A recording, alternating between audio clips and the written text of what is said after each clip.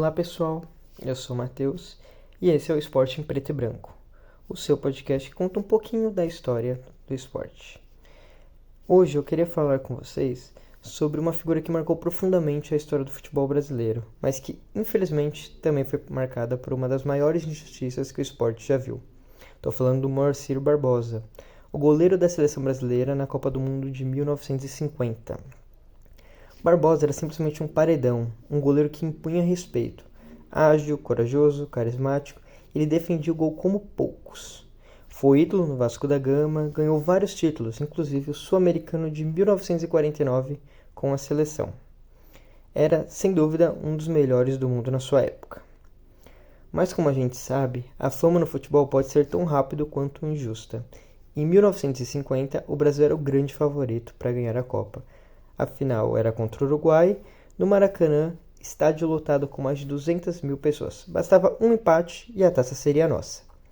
Só que o jogo terminou 2-1 para o Uruguai, e aí começa a tragédia pessoal de Barbosa. Mesmo sendo um esporte coletivo, a culpa daquele gol decisivo caiu praticamente toda em cima dele. Um chute cruzado, um espaço deixado, um lance que poderia ter acontecido com qualquer goleiro do mundo. Mas foi com o Barbosa, e o que era para ser só uma derrota virou uma espécie de condenação. O Brasil não perdoou, ele foi tratado como vilão por décadas. Imagina só, o cara não podia nem ser convidado para eventos da seleção porque diziam que ele dava azar. Chegaram ao ponto de pedir que ele visitasse a concentração da seleção antes da Copa de 1994, isso mais de 40 anos depois daquele jogo. Barbosa uma vez falou uma frase que resume tudo. A pena máxima no Brasil é de 30 anos, mas eu pago por um crime que não cometi há mais de 40. Dá um nó na garganta só de ouvir isso. Ele nunca teve a chance de se defender de verdade.